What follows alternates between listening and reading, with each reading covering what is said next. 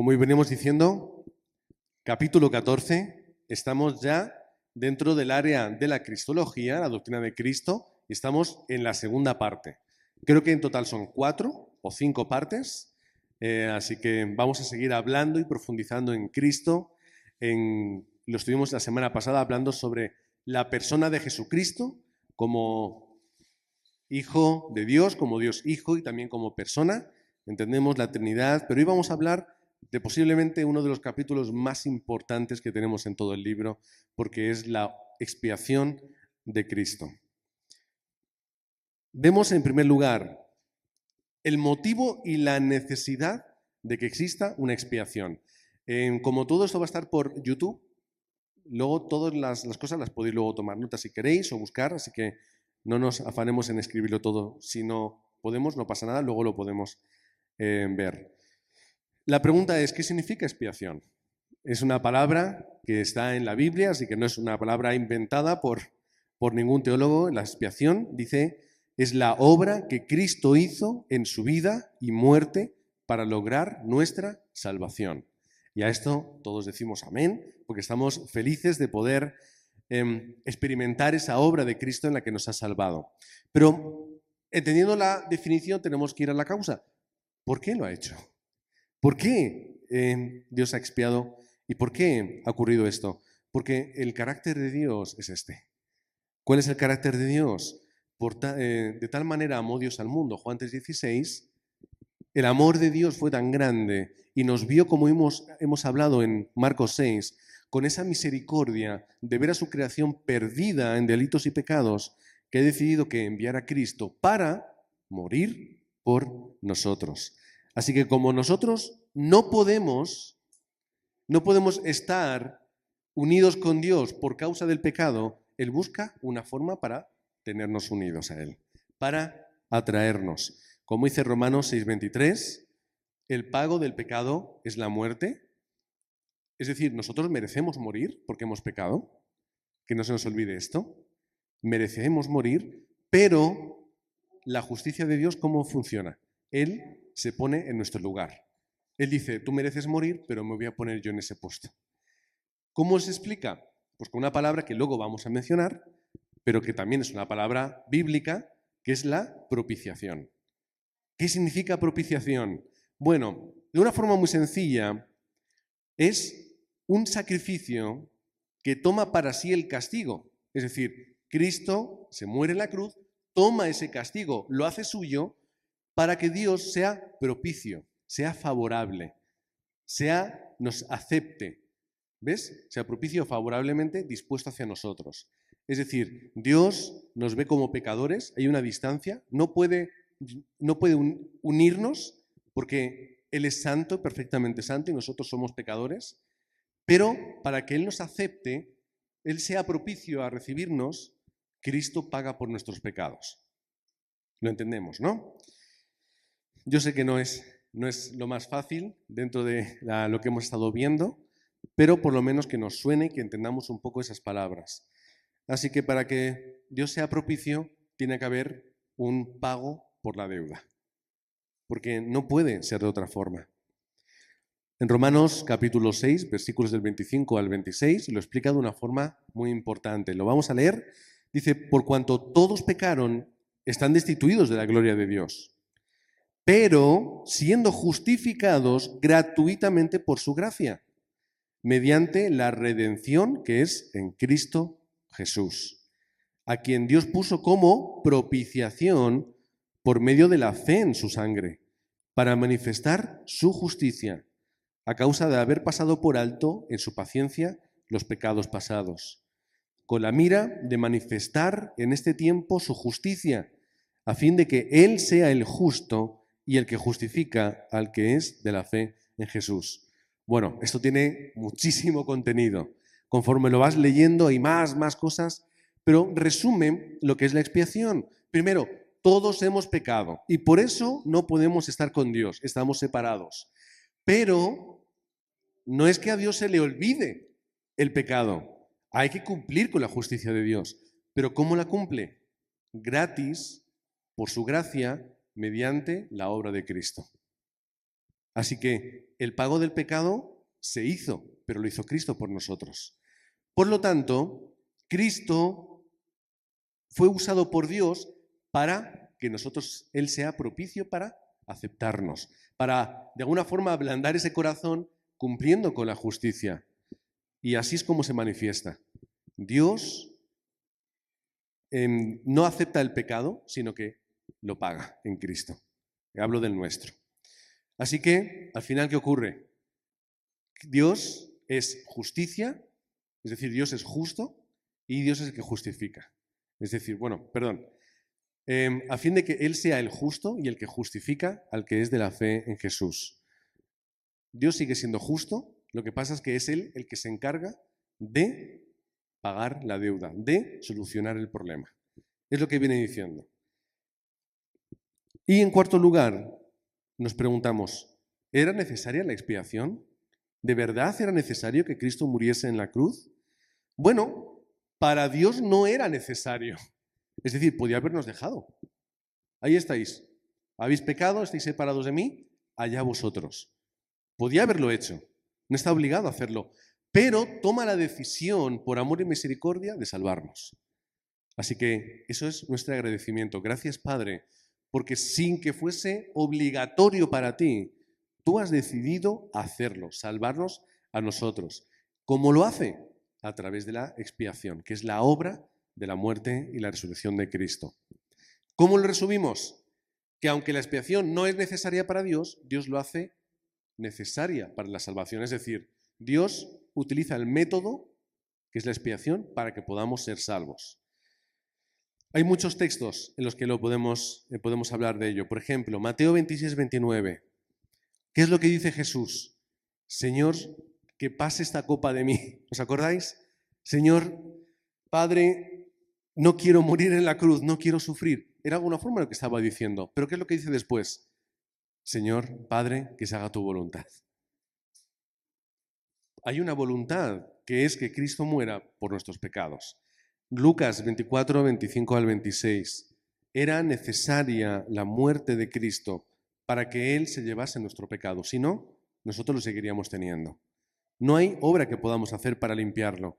Romanos 3, 26. Dice la palabra que Jesús, el justo, es el que justifica. Es decir, cumple la justicia divina. Él, siendo perfecto y justo delante de Dios, es el que puede llevar todo nuestro pecado. O, por ejemplo, Hebreos 2:17 decía que era necesaria la expiación en padecimiento. Tenía que haber una carga, tenía que haber un pago y tenía que hacerse de esta forma. O luego el capítulo 9 está hablando de que solamente la sangre de Cristo puede quitar ese pecado y de que, por lo tanto, Hebreos 10, todo sacrificio es inútil fuera de Cristo. De hecho, dice la palabra, el apóstol Pablo dice que nunca los sacrificios que se hicieron en el antiguo pacto sirvieron para salvar. Nunca sirvieron. Todo era un anticipo a el verdadero, único y absoluto sacrificio, que es Cristo.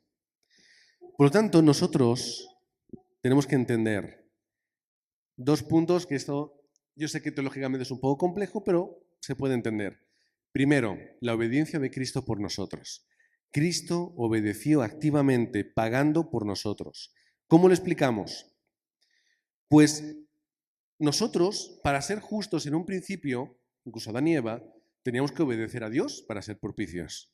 Dios, primero con Adán y Eva, les dice, tienes que hacer esto no lo podéis hacer, si cumplís con los mandatos, no hay ningún problema. Ahora, si no cumplís y coméis del árbol, va a haber un problema, vais a morir. Pues era necesaria la obediencia de Dios.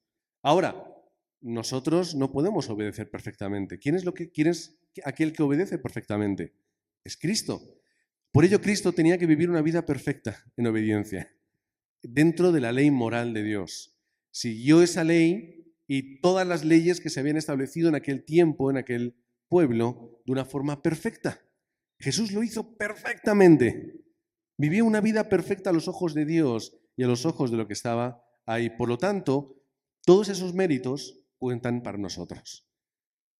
Pero vamos a decir, pero si nosotros no hemos hecho nada, si yo no he hecho nada bien, si yo no puedo cumplir perfectamente con lo que Dios exige. No, pero Cristo sí lo hizo. y al morir en nuestro lugar, eso nos cuenta a nosotros. Por eso Pablo habla tantas veces de que tenemos que estar en Cristo. ¿Cómo funciona esto? Nunca habéis ido a un lugar donde no podíais pasar, pero alguien de dentro os ha dicho, venid conmigo, que yo tengo entrada, yo tengo trabajo aquí o lo que sea. Ese es Cristo. Yo no puedo pasar a ese lugar, pero aquel que tiene control, tiene entrada, te dice, ven, pasas conmigo. Es de los míos, no os preocupéis, vienen conmigo. Ese es Cristo. Filipenses 3:9 habla de la justicia que proviene de la fe en Cristo. Así que no es únicamente limpiar el historial, sino que tenemos que ser propicios, tenemos que vivir esa vida como Cristo lo ha hecho. Y como nosotros no podemos, Cristo lo hace por nosotros. Entonces Cristo nos dice, venid conmigo, que estando en mí, vosotros vais a entrar al Padre. Nunca podríamos vivir una vida perfecta, pero Cristo lo hizo por nosotros. 1 Corintios 1:30 dice que Cristo es nuestra justicia. Él es el que ha obrado de esa forma. O Romanos 5:19 dice que por la obediencia de uno solo, los muchos serán constituidos justos. Así que gracias a la obediencia de Cristo, esa obediencia activa de lo que Él hizo, o también no hizo, es que estamos. Hay otras perspectivas teológicas que matizan un poco algunos aspectos, pero con esto hoy nos sobra. Ahora, está también la obediencia pasiva, es decir, no solamente lo que Él hizo, sino lo que Él recibió. La perspectiva pasiva quiere decir eso en el lenguaje. Es lo que a Él le hicieron, lo que Él sufrió, lo que se le hizo a Él, pasivamente. En primer lugar, Él sufrió mucho por nosotros. Primero en su vida. Él fue tentado, se le opusieron, le ningunearon, le insultaron y finalmente Él tuvo que vivir y madurando como cualquier persona, sufriendo las consecuencias de todo y finalmente murió en la cruz. Es decir, Él murió físicamente por nosotros. Sufrió en su vida, pero físicamente también, porque murió crucificado hasta la muerte. Y eso dolió mucho.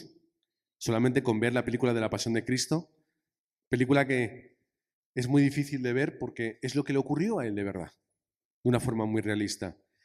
Pero también sufrió psicológica y espiritualmente, porque Él tuvo que cargar con todo tu pecado y con toda tu culpa. La tuvo que llevar sobre sí, de una forma consciente. Y eso es algo que le costó. Él tuvo que sufrir el abandono, primero de sus discípulos, Marcos 14. ¿Qué es lo que hicieron sus discípulos en el Getsemaní? Primero, chicos, venga, venid a orar conmigo, que estoy muy triste. ¿Qué hicieron? Se dormían. Venga, Pedro, Santiago, Juan, que sois mis favoritos, venid conmigo, vamos a orar. ¿Qué hacían? Se quedaban dormidos. Y cuando le prenden, finalmente, ¿qué hacen? Se van corriendo. Todos corriendo, despavoridos. Él sufrió ese abandono, pero también el abandono de la comunión con Dios. De ahí las palabras, Señor, Señor, ¿por qué me has desamparado? No es que Dios le dé una patada, es que en ese momento de cargar con todo el pecado y cumplirlo, hubo una distancia de la comunión con Dios. Y Él sintió esa distancia, porque Él cargaba sobre sus hombros el pecado de todos. Así que sufrió en todos los aspectos. Llevó la ira divina, que es una cosa que a algunos creyentes no les gusta, pero está explicado, podéis buscar si queréis luego por internet, poned versículos sobre la ira de Dios y vais a ver un montón. ¿Qué quiere decir? Que Dios, como dice ahí, aborrece el pecado. Es decir, la ira de Dios tiene como objetivo el aborrecimiento y la venganza del pecado. Dios odia el pecado, le repugna el pecado. ¿Y cómo que se suele decir? Dios odia el pecado, pero ama al pecador. Lo odia. Entonces, Dios quiere acabar con el pecado y lo detesta completamente. Por eso, en ese momento en el que hubo una separación entre Dios Hijo y Dios Padre. Romanos 5:25 nos habla de eso, de que como hay una ira, como hay una enemistad, un aborrecimiento del pecado, ¿qué es lo que tenemos que hacer? A Dios propicio para que nos acepte. Y eso solamente lo paga Cristo. ¿Bien? Dios se hace propicio, entonces, se hace favorable. Ya he dicho que nos lo íbamos a repetir después. Y eso además existe un requisito eterno de la santidad y la justicia de Dios que exige un pago. Es decir, si hay pecado, hay que pagar. Lo que ocurre es que el pecado ya se lo llevó Cristo. La Iglesia Católica, ¿qué dice? Tienes que seguir pagando, tienes que hacer penitencia, tienes que hacer Padres Nuestros, tiene un sacerdote que... Pero el pecado no está ya pagado en Cristo. ¿En qué quedamos?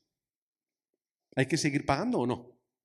La respuesta es no, porque ya está todo pagado en la cruz y ya Dios nos ve en Cristo. No nos ve como seres pecadores que... No, Él ya nos ve en Cristo.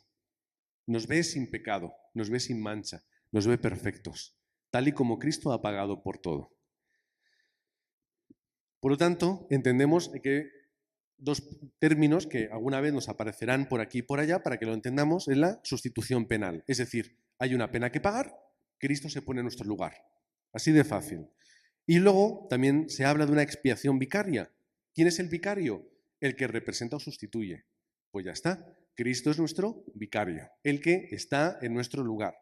Términos, ideas para que nos suenen cuando lo escuchemos por algún lugar u otro o estudiemos la palabra. Llegamos al cuarto punto, términos en el Nuevo Testamento acerca de la expiación. Importante. Primero, la palabra sacrificio. Todos hemos escuchado esa palabra, la entendemos.